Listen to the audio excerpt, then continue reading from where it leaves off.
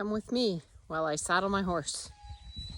Funny story, I've been riding the same saddle for 35 years. So this old boy here, it was built back in the 1930s. So it's almost 100 years old. And I don't know, I thought I'd measured it once, but I always assumed it was a 15 or 15.5 inch seat. But lately I've been feeling like it's too small, and I thought it was just because I was getting fat. And then we measured it, and it's only a 14-inch saddle. So I'm going to try one of our other saddles. This one right here, if you can see it. It is actually made by J.M. Capriola, and it is really old as well, but it does have a 15-inch seat. So we're going to try it and see what happens. I'm also going to try to kill two birds with one stone because somebody asked us to show how to saddle a horse. So I'm going to turn the camera around and see if we can't do some explanation while I'm saddling up. So the first thing you want to do is throw your saddle pads on. I have two. We generally ride with two different saddle pads, usually something a little thinner on the bottom that will wick sweat away, and then a thicker one on top. You can see how I've got my saddle held with the inside of it kind of against me. We like to give our horses a hug with the saddle.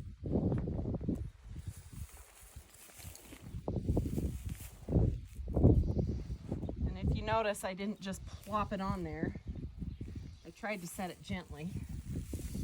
The next thing you do is make sure that you put your saddle pads up into the swells. The gullet, I call it, I don't know. On a Western saddle, we have a front and a back cinch that we usually have a hook for right here. So you drop those down.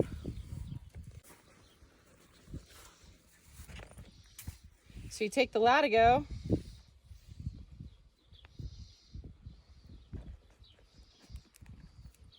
put it through the cinch, and sometimes it takes a couple of times. Okay, so I'm going to thread this through here. Had to do it 3 times in order to get to a point where I have the holes in the latigo. And then I just always do it about like that, and I leave it down. Then I'm going to grab my back cinch. I'm going to cinch that up against his belly, her belly actually. I'm not planning on going out and roping a big bull or a big cow or something, so I'm not going to tighten it way up right now. Although I might come back and tighten it again later if we were riding for a while. And that's all I do until I've done some groundwork. So I usually take my horse out and lunge him a few times, and then I'll come back and I'll tighten the cinch up again. Now see, it's got plenty of play in it. So I can put the hook through the cinch, run it back out a little bit here. And she's going, what the heck are you doing? And this doesn't have a keeper. So that's the basics of saddling. You don't ever want to tighten your cinch way tight on the first go. You want to leave some time in between cinch ups. You want to move them around each time you tighten your cinch. And that's it. Bitsy and I in a new saddle, trying it out. Here we go.